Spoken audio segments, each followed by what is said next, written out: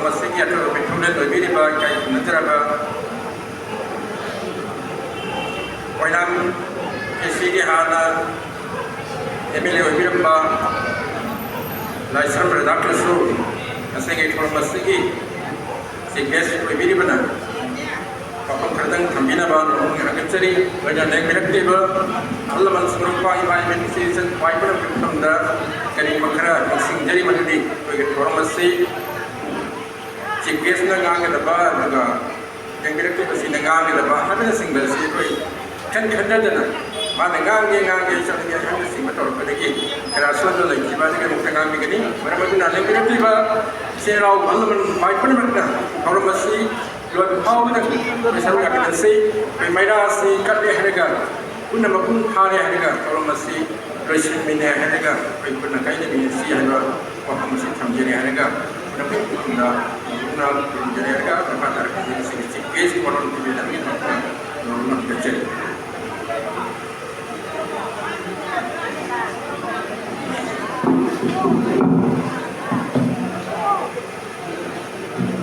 ꯀꯩ ꯈꯨꯔꯨꯝꯖꯔꯕ ꯈꯨꯟꯅ ꯍꯦꯟꯗꯧꯅ ꯉꯁꯤꯒꯤ ꯆꯤꯡ ꯂꯦꯞꯂꯕ ꯊꯧꯔꯝ ꯂꯥꯏꯅꯤꯡꯊꯧ ꯐꯣꯇꯣ ꯑꯩꯈꯣꯏꯅ ꯌꯥꯝꯅ ꯄꯤꯛꯂꯤꯉꯩ ꯃꯇꯝꯗꯒꯤ ꯃꯤꯡꯒꯤ ꯇꯥꯖꯔꯛꯑꯒ ꯂꯣꯏꯅꯅ ꯃꯍꯥꯛꯀꯤ ꯃꯔꯝꯗ ꯃꯍꯥꯛꯅ ꯂꯝꯗꯝ ꯑꯁꯤꯗ ꯑꯩꯈꯣꯏꯅ ꯉꯁꯤ ꯈꯪꯅꯔꯤꯕ ꯃꯩꯇꯩ ꯂꯩꯕꯥꯛ ꯁꯦ ꯍꯧꯖꯤꯛ ꯃꯣꯗꯔꯟꯗ ꯃꯅꯤꯄꯨꯔ ꯍꯥꯏꯅ ꯈꯪꯅꯔꯤꯕ ꯂꯝꯗꯝ ꯑꯁꯤꯗ ꯃꯩꯇꯩ ꯍꯥꯏꯕ ꯖꯥꯇꯤ ꯑꯩꯈꯣꯏꯁꯦ ꯃꯨꯠꯈ꯭ꯔꯒꯅꯤ ꯃꯩꯇꯩ ꯍꯥꯏꯕ ꯖꯥꯇꯤ ꯑꯁꯤ ꯂꯤꯁꯥꯡ ꯁꯤꯠꯅ ꯃꯥꯡꯈ꯭ꯔꯒꯅꯤ ꯍꯥꯏꯕꯒꯤ ꯇꯨꯝꯈ꯭ꯔꯦ ꯍꯧꯗꯣꯛꯄꯤꯅꯕ ꯂꯩꯇ꯭ꯔꯦ ꯍꯥꯏꯗꯅ ꯊꯣꯔꯛꯈꯤꯕ ꯑꯗꯨꯒꯨꯝꯕ ꯑꯩꯈꯣই ꯈꯨꯗꯤꯡꯃꯛꯄꯨ ꯂꯝꯖꯤꯡ ꯂꯝꯇꯥꯛ ꯇꯧꯔꯤꯕ ꯇꯥꯛꯄꯤꯔꯝꯂꯤꯕ ꯂꯥꯏꯅꯤꯡꯊꯧ 이봉호 홀로 마키 노밍시 군대에 해서 근데 숨나 나시야 심하기 뭐 눈밑 마음의 복히는 눈밑 아도 마하가 시고 있고야 닝싱리 해라가 마크 머름던 내냐리 해라가 거의 매트이 잡지나 나시기 매트이 레박나 나시기 머니푸르 남자이리바 तंदू लेताद्रीबा लेरीबा अखोइना थेंगरीबी सुपुनमक्सिगसे महाकी मपोक नुबिसिदा नैनरगा अखोइ थमोइदा अखोइना चिंगरीबा अखोइना वरक्तीबा अखोइना नसि लाइबा थीरीबा मयामसिगसे सोइदना पोक्लगनी हाइबगी थाजबा अमा सोइदना थाजबा अमा यावरगा याक लापने याकसी आइगे फैमिली दी आइगे पाई पोदी तसैगदी गौर धर्म की गौर संप्रदाय की अखंड फैमिली इतिहास मधुबू अगर बुकप चावप चाही तरा मरी मंगा उन चंगको मतमदुदा इबूबोक्से इपा पोप इबूबोक्से सिना मार्क्से गौर धर्म की कोई लाइक हाइब थीब हाइब मी अनीना अदुगुम्बा थौरम तौबा लाइक हाइब थीबदुगी हाइब निपादुने लाइसम गौरमनी कौई अंदमदुगी हारिबा गौर धर्मगी अकंबनी पामाने महाक्सिना इबूबोक्सिना हेक्सतमददवै शक्तिंगदी माय मनाता लई माना यामा जगत संसार की मरमदा पृथ्वी की मरमदा अखोई की मरमदा सनबी की मरमदा हौदो वथो की मरमदा अमोंदा सुमदीबी अमोंदा सुमान यामना तवै अदुगा महाकी पुंसी लोइरमदाय मतमदा महाना अमोंदा हाइरमे रकिशोर नंदी गौर धर्म से संगनु नंदी मैत्री धर्म सनामय धर्म लाइनिंग लाइसोन तौरो हाइरमे लेने पाले इचानुपी हन पोपसी इचानुपी माकी थौरम से मैत्री धर्म की लेरक्तौ सुंदौना लाई पुंसी तांकट पुंसी प्रोफेशन से मरम होइरगा यहां पॉलिटिक्स चलगा राजनीति चलगा लाखिबदगी धर्म से कुपना ममुत ताना यौरुदे चंगुदे लमदुदा मैत्री की फुरुप की लाइनिंग लाइस्कूल की marup maitei gi marup ni khatpa matam mafam maduda akoi busulam jing ahal male rame takala mo amu bi na ahal male rame za amu bi na rame asi lai hidre mahak suluina raga akoi namdam maduda maitei dharma gi hoiba nasi lain lai song doi bese akoi tamna matam du gi lai hoji phok ya tawjeri sindau dara nasi di ai ga hal mo gi ha gi mapok ni bisida ayat isa sila ahalaman matik cha khaba ai joi sing doraba akoi ko chawa ana takni bangamba adugumba nasi gi thorum sta tillaba kanda ayat nasi CPS koi mani haida lakba se tashen ga matik cha banati ayat nasi CPS koi bisu koi kige haida su haida leke ai no koi ne musu leke yaudi yaumi mapok motsida mapok misida yaumi but aina CPS oina phamadi tashen ga ni matik cha da ni haida ai kanje adugo matik cha da su sa da na ayat ko phangda ba ya de haida na takbi na bisida amuk mai jen bu di no ai wo mapok da ngai jen bu di karino haida ka nasi ki thoro ma se da ni CPS ko jera ka nasi resource person sing ai wala sing na ai gi history and sing nasi khang nei ba sing na nasi patna taza raga ai na thengarang ba ai na 60 years ai gi experience nasi manipur thoi ba thodo wa thok sing maram da dharma gi maram da rajniti gi maram da ai na thengar nasi ka nasi thorum sing wari sita raga ani se susan raga kari gum mo khara imon da mong phau na gum mo koi mado ai gi sulai ko phamani hai da kam jage yari makai tension jage nganna punga magi thorum hai ro magi da ai gi sing selimai sa silinau sing ai gi bor pang sing halaman sing di waragan so ini no waragan ni matam sina adung se matak ko ni lawai masani lawai de lei ba hai basi mi tara apni na ai gi yung di thogai do ai gi yung di thogai do lei ni na yung de sat ya da bani madu thi mo su ya de yam na pulam bi Taiwan ko ay bilisat ni base any function de any forum da any discussion de mi yam na pulam bani mi se yam na pulam maga aru ma khanarang dai da waroi sanda warem na bada di mi yam bani maduna ni mi yam ji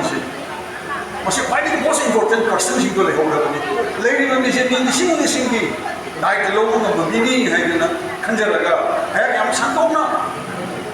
na hai jara roi khara sam to ya ba to ga ma yam wara bani na hai tension jage ngasi si hojik si manipur si kai do ri si ngasi ge manipur si ai ma sing na ai gi sal sing na ai gi se sing na ai gi halaban sing pai ma sing sina ai na ma pa sing sina na koi gi thamoi da manipur la na mai ti masa mo na koi kari khalla ga lai ni bage karamai tu mi bage karamai sari bage karam na thoi bage karam na leibak sida ha sasam do sta yori bage ha se nasi gi thorom sing yam na mari le na ha te na asong da thamjaram gi ta seng me di akoi ro si kitang thieng na bane makeup thok ma tam thieng na bane ai halibu na di 1945 ta makeup thol le na hai mai te pon ma sam ma thoro akoi tu mo ro ho ro akoi mang ma ta re akoi soi da mut khani hai ma se hai re nasi ke koi di kari do hai nasi 2025 saudi singani sumai pun ga manga yo ko matam se di ta se ni di ho je mang na hai ma do thoe ho je tho ga le re imang na ta ga le mun nam ta khang da bi ho tin nam ta ko ta bi ho nasi koi ma se marak ta mana la le magi le ni so mi mana do je chu mi mana hai do wi dhar ma se la li atu la li ye dar ga le ye na ni be se apa ko porak na bani achum porak na bani kuchin na bani discussion ni yai yes okay adu no hojik masigi batam mate hai yan hanbada ai gi sa sing ai gi sat sing ai gi ni sing ai gi ma sing si kari do lai pak sing na I bane hai da ma sing sina ahin tum da ma kai ai gi ma hoji lai ai gi ma son di do ai gi nau no pa ai gi sa no pa ai gi mari mata sing di ai gi ma sing di ka shu khandana makoi di ma na len thoi ba ai gi ma du le ai gi ma du dai ha da ba da ra gi so kai se ꯑꯩꯅ ꯍꯦꯛ ꯇꯨꯝꯗ꯭ꯔꯤꯕ ꯃꯥ ꯁꯦꯟꯅꯩꯌꯦꯕ ꯂꯣꯏꯅꯅ ꯑꯩꯒꯤ ꯀꯨꯟꯍꯣꯡꯗꯨꯗ ꯑꯩꯒꯤ ꯌꯨꯝꯗꯨꯗ ꯆꯪꯉꯛꯄꯗ ꯒꯦꯠꯇꯨꯗ ꯍꯧꯖꯤꯛ ꯃꯩꯔꯥ ꯄꯥꯏꯕꯤꯅꯤ ꯍꯥꯏꯗꯅ ꯑꯩꯒꯤ ꯅꯨꯡꯁꯤꯔꯕ ꯏꯆꯦ ꯏꯆꯜꯁꯤꯡꯗꯣ ꯑꯩꯒꯤ ꯏꯆꯥ ꯏꯅꯥꯎꯁꯤꯡ ꯑꯩꯒꯤ ꯏꯃꯧꯁꯤꯡꯗꯣ ꯉꯥꯛꯑꯒ ꯂꯩꯌꯦ ꯀꯅꯥꯅ ꯑꯩꯅꯣꯁꯦ ꯃꯈꯣꯏꯅ ꯉꯥꯏꯁꯤ ꯀꯅꯥꯅꯣ ꯑꯩꯈꯣꯏ ꯅꯠꯇ꯭ꯔꯥ ꯅꯤꯄꯥꯁꯤꯡꯁꯤ ꯅꯠꯇ꯭ꯔꯥ ꯅꯤꯄꯥꯁꯤꯡꯁꯤ ꯅꯨꯄꯤꯅ ꯉꯥꯛꯑꯒ ꯂꯩꯄꯥꯛꯁꯤ ꯁꯥꯁꯟ ꯇꯧꯔꯒ ꯂꯩ ꯃꯁꯤ ꯀꯔꯤꯗꯒꯤ ꯀꯔꯝꯕ ꯃꯇꯝꯗꯒꯤ ꯑꯩꯈꯣই ꯁꯣꯏꯈꯤꯕꯅꯣ ꯀꯔꯝꯅ ꯃꯁꯤ ꯌꯧꯔꯛꯈꯤꯕꯅꯣ ꯉꯁꯤꯒꯤ ꯃꯅꯤꯄꯨꯔꯁꯤ ꯀꯔꯝꯅ ꯌꯧꯔꯛꯈꯤꯕꯅꯣ ꯍꯥꯏꯕꯁꯦ ꯉꯁꯤꯒꯤ ꯂꯩꯔꯤꯕ ꯅꯣꯏ ꯑꯩꯈꯣꯏꯅ ꯉꯁꯤꯒꯤ ꯂꯩꯔꯤꯕ ꯑꯩꯈꯣꯏ ꯃꯌꯥꯝꯁꯤꯅ ꯑꯍꯜ ꯂꯃꯟꯁꯤꯡꯁꯤꯒꯤ ꯄꯥꯎꯇꯥꯛ ꯂꯧꯔꯒ ꯑꯩꯈꯣꯏꯅ ꯀꯥꯟꯅꯕ ꯑꯃ ꯊꯣꯛꯇꯕ꯭ꯔꯥ ꯑꯩꯈꯣꯏꯅ ꯃꯁꯤ ꯈꯟꯅꯕ ꯑꯃ ꯊꯣꯛꯇꯕ꯭ꯔꯥ ꯁꯤꯅꯦꯕ ꯑꯩꯒꯤ ꯀꯩꯁꯨ ꯑꯩꯈꯣꯏ ꯍꯧꯖꯤꯛ ꯃꯩꯇꯩ ꯂꯩꯕꯥꯛ ꯍꯥꯏꯔꯁꯨ ꯀꯪꯂꯩꯄꯥꯛ ꯍꯥꯏꯔꯁꯨ ꯃꯅꯤꯄꯨꯔ ꯍꯥꯏꯔꯁꯨ ꯑꯩꯈꯣꯏ ꯈꯪꯉꯤ 1949ꯗ ꯑꯩꯈꯣই ꯏꯟꯗꯤꯌꯥꯗ ꯃꯔꯖꯔ ꯇꯧꯕ ꯃꯇꯝꯗꯨꯗ ꯃꯅꯤꯄꯨꯔꯒꯤ ꯕꯥꯎꯟꯗꯔꯤ ꯃꯅꯤꯄꯨꯔꯒꯤ ꯑꯄꯨꯟꯕꯒꯤ ꯂꯝ total land of area population village community Bharat पुनबदा अंडर द एग्रीमेंट अखोई यावे मतम मदुदा लेरप मणिपुरदो मतम मदुदा अखोई भारत पुनखिबदो मदुगी यानरिबा भारत अखोई पुनबसिबो मणिपुर भारत पुनबसिबो अखोई मणिपुर सि मांग ताकनबा मणिपुर सिबो मैतै जाति से मुद्दनबा अखोई के हक अखोई के राइट citizenship की fundamental rights in the do mattanabagi hakanabagi अखोई सिनु सिननबagi मोइद पुनबरो भारत अखोई पुनबरा भारत पुनबगी मरम से करिनो भारत पर्सनल लेन मले नौपन मले मसा सिंग से पुंजलगा भारत यूनियन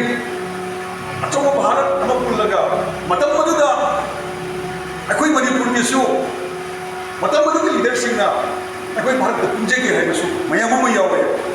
हिस्ट्री दे कोटी यंगियो फयेम पुनसु पुनकरे यारे पुनखरबा मतमदा हौजिक पुल्लबा मतमदा पुल्लिबदुगी under the agreement merger agreement यावरिबा मसिगी मथक्ता भारत वर्ष पाननेबगी गणतंत्रिक कंट्री निना निंगदमा डेमोक्रेसी सत्पा प्रजा की शासन की लेपाकिना लेपाक से पाननेबगी शासन तौननेबगी कॉन्स्टिट्यूशन हैबो इरगे थमे इरगे ले इन रिटर्न नि मसे कनानसु थुगाइबो नमदे मसे कनानसु सेमदोप यागी मदुगी कॉन्स्टिट्यूशन की मखादा भारत तलेगिबा एनी स्टेट नमगी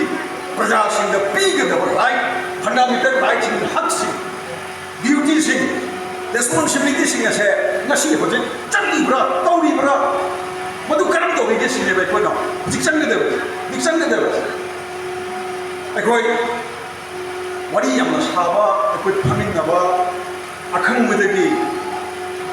अहैबदगी अखोई लेनबगी मतम यौरबनी मैतै सिंह पुनबा लेते को मैतै सुमुन पुनदे अइना मखंगे अइना मसावरे लगी सो चावरे लेनेबो अमन सोमन चावरे लेने मखोई लोया सला लोया खंगे तो लेनेबो हाइबदी अखोई नि सावरबगी वानते अखोई सि पुनसनरका नंग खंगिबदो अइना खंगिबदो मणिपुर की प्रॉब्लम हजिक इश्यूज हजिक क्राइसिस से कम तौर सोल्यूशन तौदे है सुनने नैनदे नैनदे कहीं नैनद्रीबनो मसे कहीं नैनद्रीबनो मसे कमदौना मदुगी थॉट मदुगी थिंकिंग मदुगी सोल्यूशन चंगी मरम करिगिनो असेंबली अखोना भारत से शासन तौब मतमदा मणिपुर से शासन तौब मतमदा लैंगाक्पा हाइबमा अखोई बिहुन है खलुरे अखोना खलुरिबा अखोना हापुरिबा लैंगाक्पदो मदो मतम अमगी निथौनेबा मतम अमगी निथौबना पालमेबा मणिपुर से ngaमेबा मदुगी मखादा लरिबा महाती मंत्री मंडल सिंह सेनापति सिंह अकंगहै सिंह इपू सिंह माइचौ सिंह ngaमेबा ngasiदी अखोना खनबा मीदुना ngaए मणिपुर से हुपुना ngaए हुपु से लेदी हैदना अखोना लेथोपा अखोना नुंगाइना वखल खंदोपा माना तौजरकनी चान खनबा चेंग पिरकनी लंबी थोंग सेमकनी माना लाइक लाइसु तंबगी स्कूल यंगलकनी माना अदु तौरकनी माना सो लाथोइएबा प्रजा की नमक सिद्धगनी लौनी सिंगी सिमी सिंगी अहलमन सिंगी नहा सिंगी यूथ सिंगी एजुकेशन की हेल्थ की मेडिकल की तौने न लाथोइएबा लाथोपदु नाइगे मदो मदो खल्लिगेदा मदो नाइगेदा मगसी अखोने सिगी फिबम से यबस लैबस अइना हाइजनेबदी अखोई किनिङाइ लिखि अखोई लेपा के अखोई नाकनी अखोई दा अवार्ड पलाइते नॉर्थ ईस्ट लेकिन स्टेट निपान सिंह मनुदा ये मो करम लेपाक नोबा सिंह खुदम मैंने नागालैंड मिजोरम स्टेट लेकिन स्टेट मैम से खंगरी मैम से मकोई लोन लेब्रा मकोई मयेक लेब्रा मकोई कल्चर लेब्रा मकोई ट्रेडिशन लेब्रा मकोई चन्नवी नीति नियम लेब्रा लेब्रा नागालैंड मयेक लेब्रा ते मणिपुर की आई पाई पुसिंगदी तसेंगदी अखोदी आई ngasi Manipur da pom se ai mapok simagi laman simbang maroi do ba mapok sima sahi kaya gi laman to labra ha ki shole garibi ai pai pusinga na matik chana lai pa ka magi lege da ba sasan to da ba madu chana pa tha punna ma madu ki property punna ma madu ki asset punna ma thabira me ba Manipur madu koi koina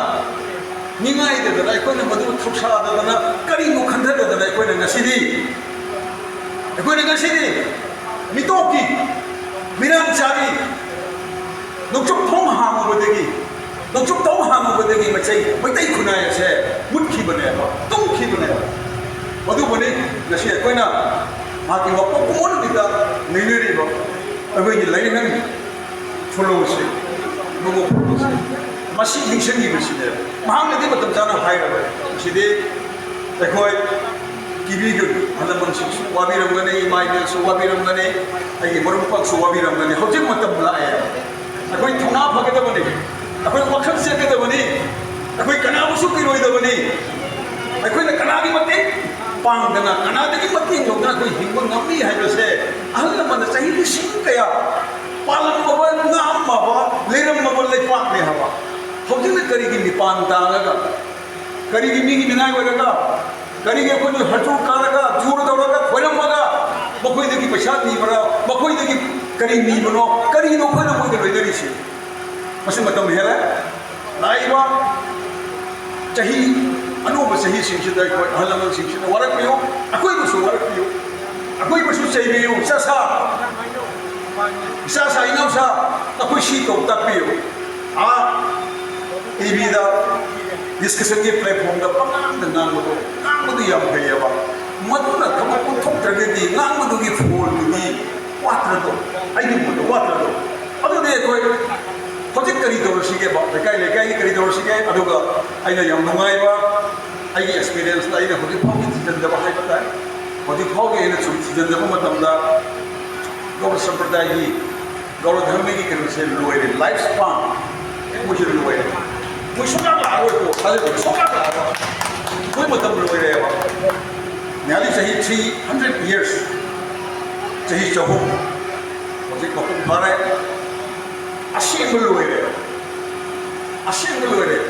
मुझे कलेरी वो हल्ला मन खसे कोई का मरी साने अगर किसी और कोई कमिंग में तो कोई दबू तो संप्रदाय दा आई कोई सीरगे थोड़ा तो अतः ही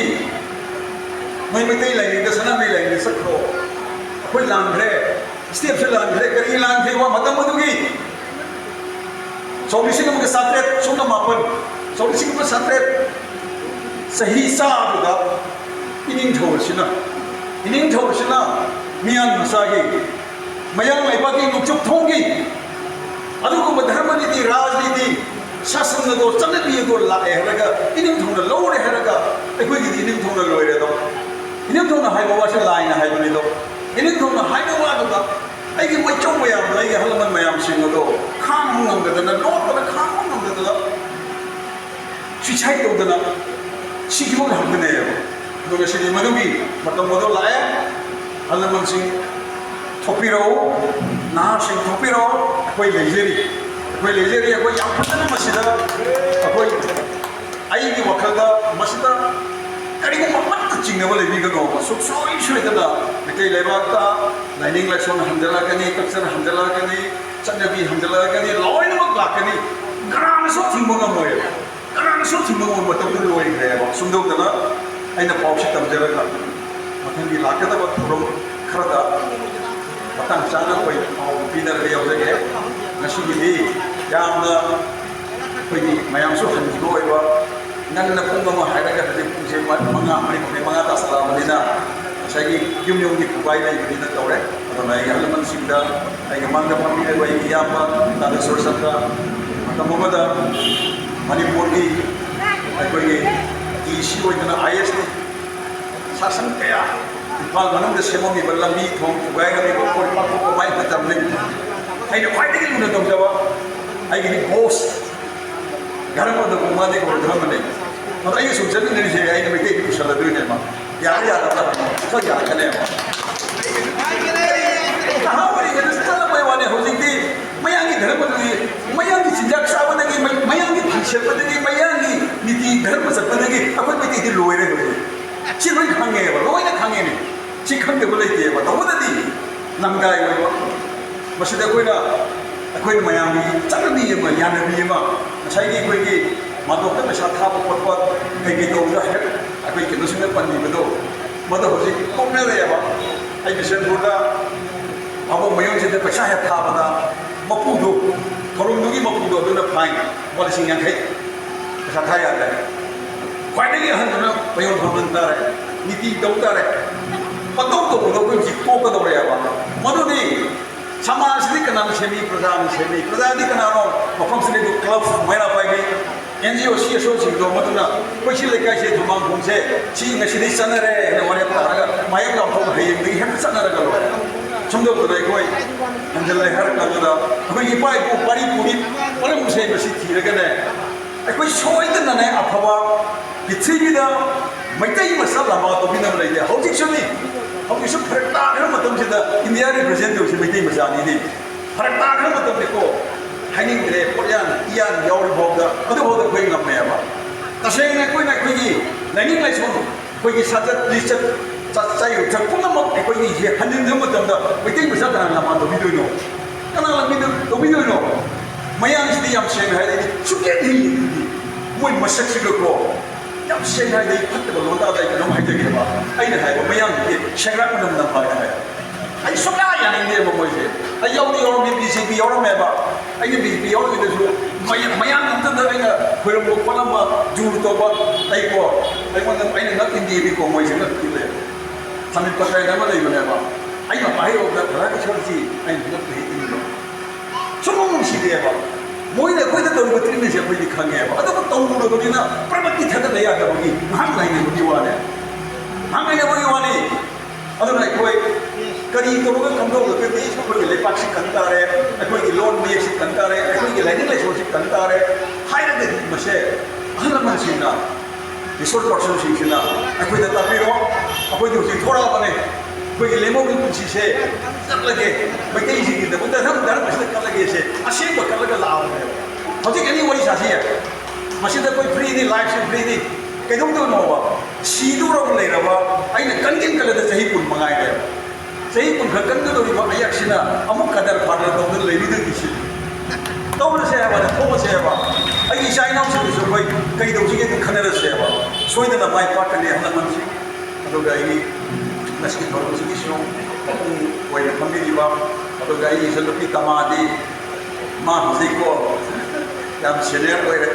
ꯃꯥꯅ ꯀꯨꯀꯠ ꯇꯧꯔꯛꯄꯗꯒꯤ ꯑꯩꯈꯣꯏꯁꯦ ꯂꯣꯏꯅꯔꯛꯑꯦꯕ ꯑꯩ ꯌꯥꯝ ꯉꯟꯅ ꯃꯌꯥꯝꯒꯤ ꯁꯦꯕꯥ ꯇꯧꯏ ꯆꯦꯟ ꯆꯣꯡꯕ ꯇꯧꯏ ꯑꯩꯈꯣꯏ ꯇꯃꯥ ꯍꯣꯏ ꯉꯁꯤꯗꯤ ꯌꯥꯝꯅ ꯃꯤꯁꯨꯔ ꯑꯣꯏꯔꯦ ꯅꯨꯡꯁꯨ ꯅꯨꯡꯁꯤ ꯃꯥ ꯑꯩꯉꯣꯟꯗꯁꯨ ꯇꯣꯉꯥꯟꯕ ꯏꯅꯔꯖꯤ ꯑꯃ ꯂꯥꯛꯑꯦ ꯑꯗꯣ ꯀꯟꯅ ꯍꯣꯠꯅꯁꯤ ꯁꯨꯝ ꯂꯝꯗꯝꯁꯦ ꯑꯃꯨꯛꯇꯪ ꯁꯦꯝꯍꯧꯁꯤ ꯅꯪꯅ ꯈꯜꯂꯤꯗꯨꯁꯨ ꯑꯩꯈꯣꯏ ꯈꯪꯉꯤ ꯑꯩꯈꯣꯏ ꯂꯥꯛꯃꯤꯟꯅꯕꯗꯁꯨ ꯅꯪꯅꯁꯨ ꯑꯩ ꯈꯪꯉꯤ ꯑꯩꯈꯣꯏꯗ ꯁꯦꯟꯖꯥ ꯊꯨꯝꯖꯥ ꯅꯠꯇ꯭ꯔꯦ ꯍꯥꯏꯔꯒꯅ ꯑꯔꯣꯟꯕ ꯅꯠꯇ꯭ꯔꯦ ꯍꯥꯏꯔꯒꯅ ꯏꯔꯅꯥꯏ ꯄ꯭ꯔꯥꯏꯚꯦꯁꯤ ꯑꯗꯣ ꯌꯥꯝ ꯍꯦꯟꯅ ꯂꯩꯖꯗꯦ ꯑꯁꯦꯡꯕ ꯑꯅꯤꯡꯕꯗꯣ ꯑꯈꯟꯕꯗꯣ ꯊꯧꯕ ꯐꯔꯗꯤ ꯌꯦꯁꯇꯨꯗꯒꯤ ꯑꯃꯨꯛ ꯃꯣꯟꯁꯦ ꯂꯥꯛꯇ꯭ꯔꯦ ꯁꯤꯖꯤꯟꯅꯕ ꯌꯥꯔꯦ ꯏꯁꯝ ꯁꯝꯅ ꯑꯩ ꯇꯁꯦꯡꯕ ꯈꯨꯃꯟ ꯃꯆꯥꯅꯦ ꯈꯨꯃꯟ ꯂꯥꯏꯁ꯭ꯔꯝꯅꯦꯕꯀꯣ ꯃꯤ ꯌꯥꯝ ꯈꯟꯅꯒꯜꯂꯤ ꯑꯩꯅ ꯈꯟꯅꯗꯕ ꯃꯤ ꯂꯩꯇꯦ ꯀꯅꯥꯒꯤ ꯗꯥꯏꯔꯦꯛꯇꯔꯗꯒꯤ ꯆꯤꯞ ꯁꯦꯀ꯭ꯔꯦꯇꯔꯤ ꯀꯅꯥꯒꯤ IS-ꯗꯒꯤ DC-ꯗꯒꯤ DC-ꯒꯁꯦ ꯃꯈꯣꯏꯁꯤꯅ ꯃꯦꯠꯈ꯭ꯔꯖꯥꯠꯅꯤ ꯃꯗꯨ ꯀꯔꯤꯒꯤꯅꯣ ꯃꯣꯏ ꯏꯆꯦꯅ ꯍꯥꯏꯅꯁꯨ ꯌꯥꯗꯕ ꯍꯥꯏꯅꯈꯤꯕ ꯋꯥ ꯉꯥꯛꯇꯕ ꯉꯁꯤ ꯑꯃ ꯍꯣꯔꯦꯟ ꯑꯃ ꯍꯥꯏꯕꯁꯦ ꯑꯩ ꯁꯨꯡꯌꯥ ꯍꯦꯛ ꯌꯥꯗꯦ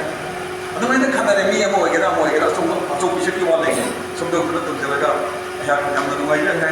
ꯁꯨꯃꯥꯏꯅ ꯄꯨꯟꯗꯅ ꯈꯣꯠꯇꯅ ꯑꯩꯈꯣꯏꯅ ꯑꯩꯒꯤ ꯑꯍꯜ ꯏꯕꯨꯡꯉꯣꯒꯤ ꯊꯧꯔꯝꯁꯤꯗ ꯃꯥꯒꯤ ꯃꯄꯨꯡ ꯑꯁꯤꯗꯒꯤ ꯌꯥꯎꯔꯦ ꯍꯥꯏꯔꯒ ꯃꯌꯥꯝꯕꯨ ꯎꯅꯖꯔꯦ ꯍꯥꯏꯔꯒ ꯑꯩꯈꯣꯏꯅ ꯋꯥ ꯑꯃꯅꯤꯇꯪꯒ ꯍꯥꯏꯖꯕ ꯃꯌꯥꯝꯅ ꯍꯔꯥꯎ ꯍꯔꯥꯎꯅ ꯇꯥꯕꯤꯕꯁꯦ ꯑꯩ ꯄꯨꯟꯁꯤꯁꯦ ꯃꯍꯩ ꯌꯥꯜꯂꯦ ꯈꯟꯖꯔꯦ ꯈꯨꯔꯨꯝꯖꯔꯤ